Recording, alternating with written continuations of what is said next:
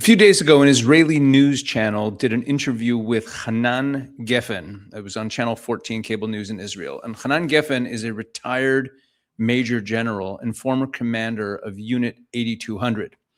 That's Israel's most elite signals intelligence unit, the equivalent of the NSA. Okay, and he was the commander of that unit. So he's not a politician. He's one of the sharpest strategic minds in the Israeli defense establishment. And they were talking about the Iran, the deal between the U.S. and Iran. We don't know much about it, but one of the things we do know about it is that it's an agreement to, that there's some sort of initial stage, like opening the Strait of Hormuz and ceasefire and whatever it is, and some kind of relief to the Iranians.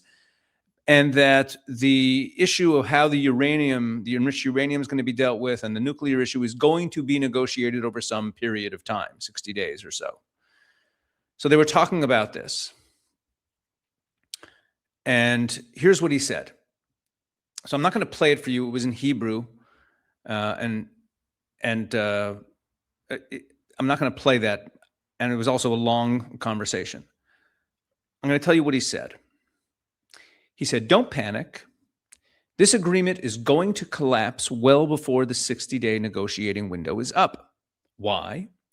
Because it's a framework agreement in the most general sense possible. It barely touches the real problems. It leaves everything, the hard stuff, the stuff that actually matters, right? Like the uranium enrichment, the enriched uranium, what to do about it, the nuclear stuff, meaning the main issues.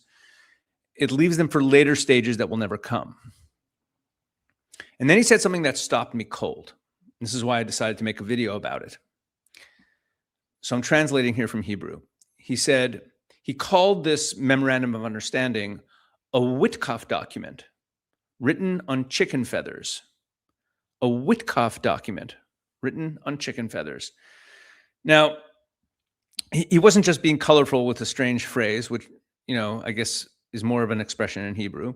He was identifying a pattern. He was actually like a guy like this with his level of experience and expertise and intelligence. The kind of work that he is probably at the top of his profession at is pattern recognition. Okay? He was identifying a pattern.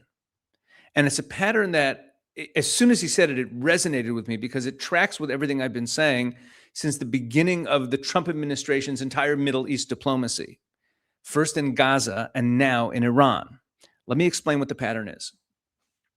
So Geffen wasn't just dropping a line, calling it a Witkoff document.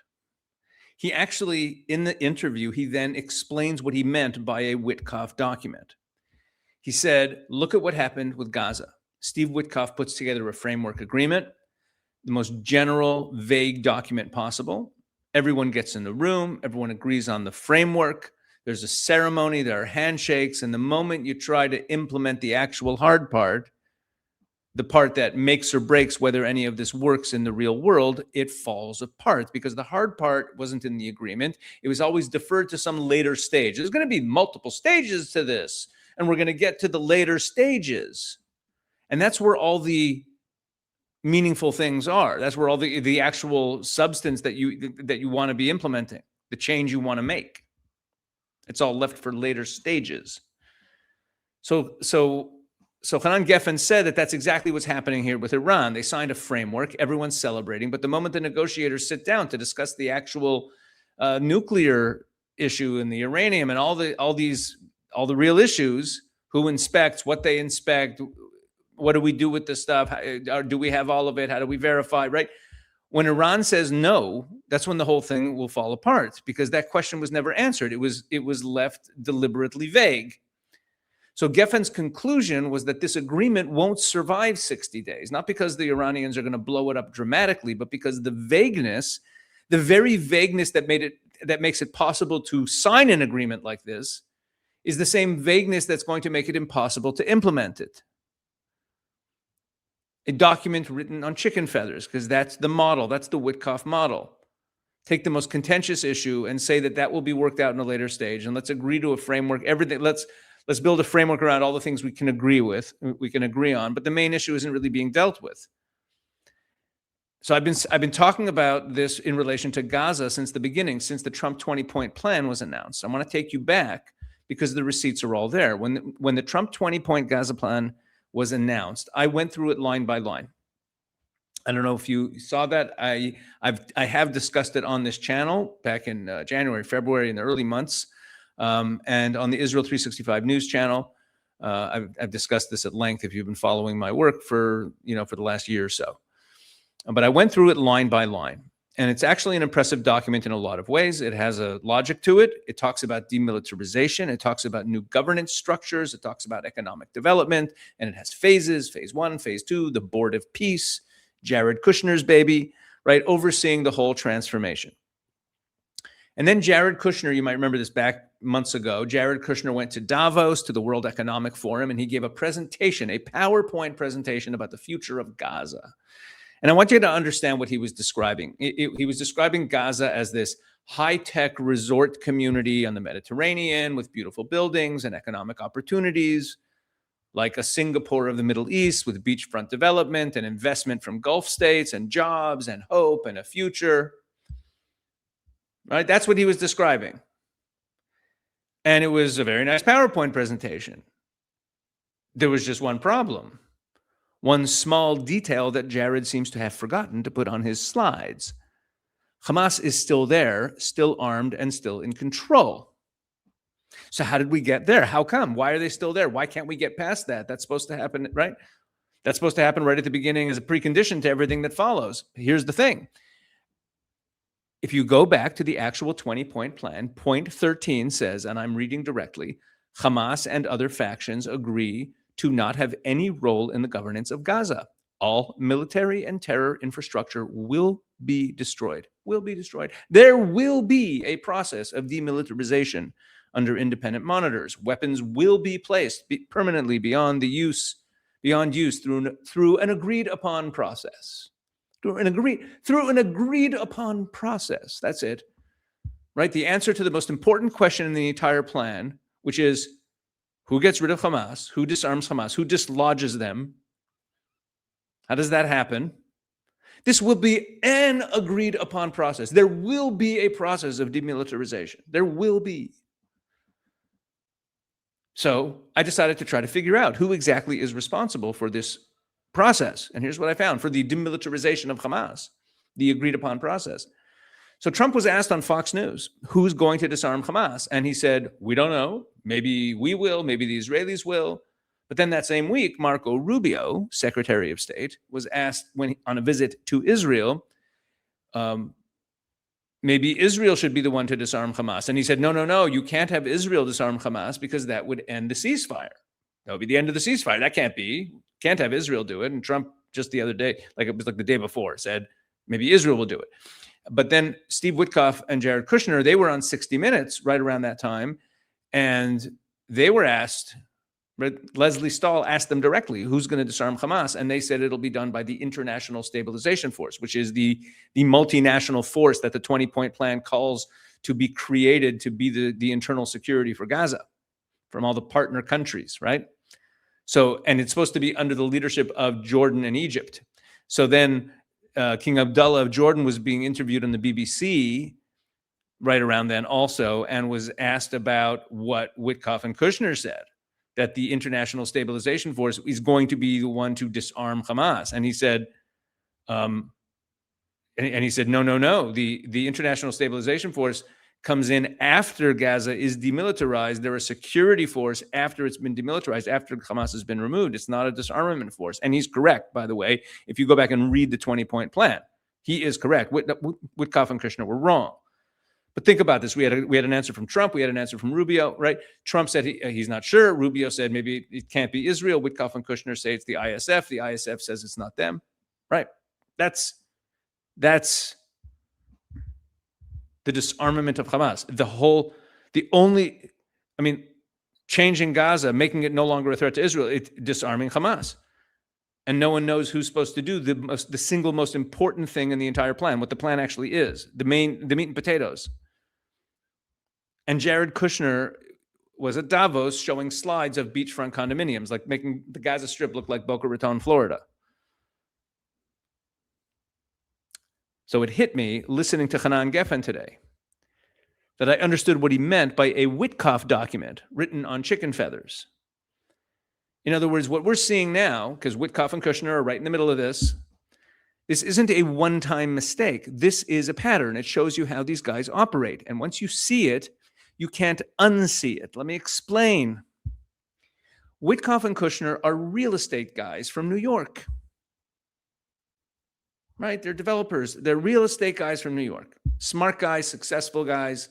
But they come from a world with a very specific logic, a negotiation logic, a deal-making logic. And they're applying that logic to the Middle East. And it does not work. In real estate, here's how a deal works. You negotiate, you get the other side to the table, you work out the big numbers, the price, the timeline, the broad strokes, you get it done, you shake hands, you get the deal done, you lock it in, you have a drink, right? And then here's the key. You figure out the details later. The hard stuff, the complicated stuff, the stuff that could blow up the deal if you put it on the table too early, you defer it because you want to get the deal done. It's like an agreement to move forward. Right? You kick the big issues to after the closing. You'll work those out later. There are lawyers for that. There's contractors for that. Those are details. There's a process.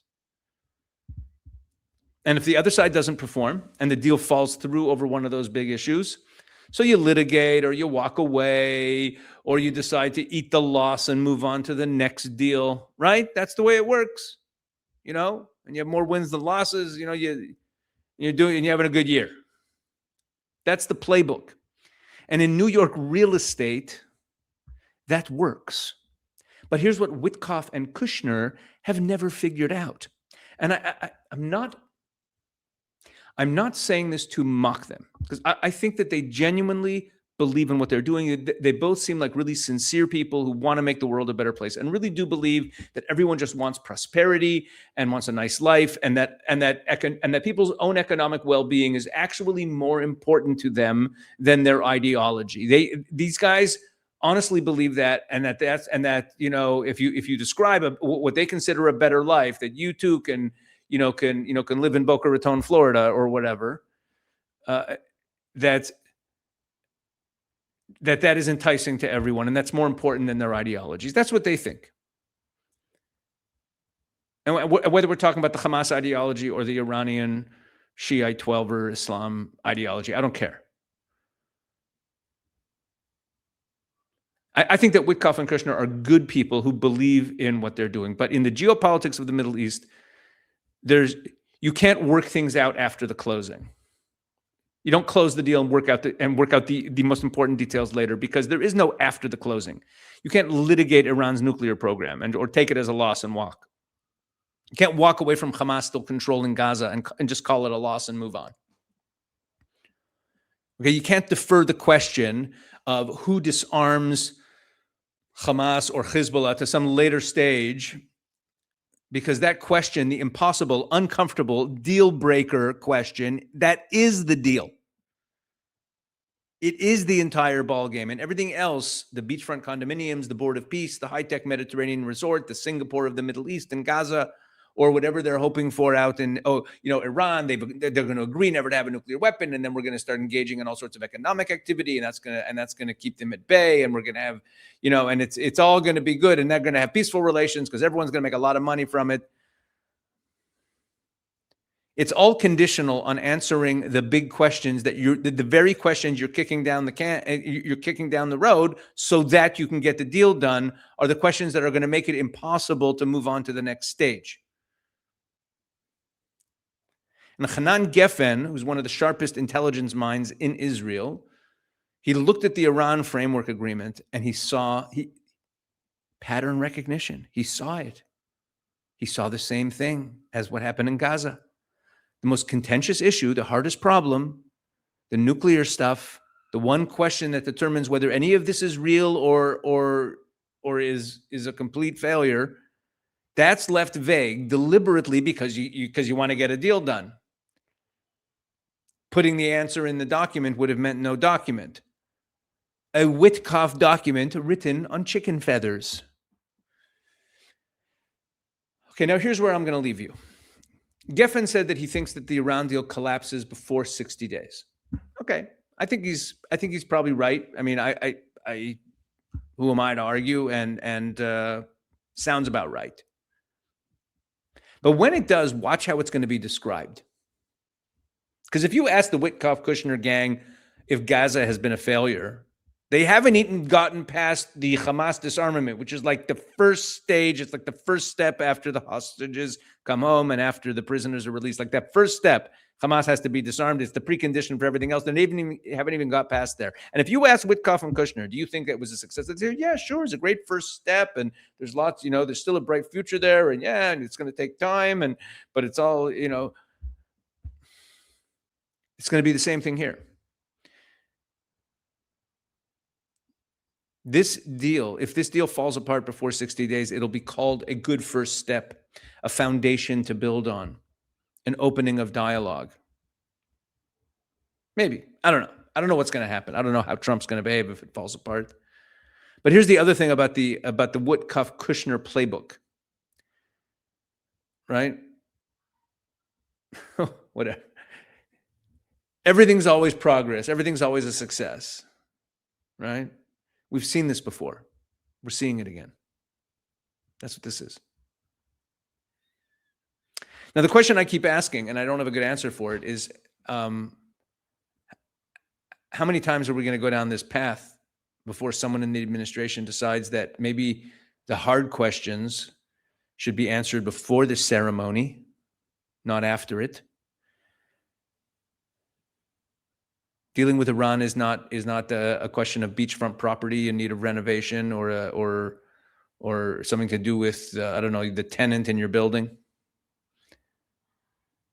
This is high stakes. It's the Middle East, and these details you kick down that you're kicking down the road are not details. They're what we're fighting for. All right, that's what I had to say about this one. Thanks for watching.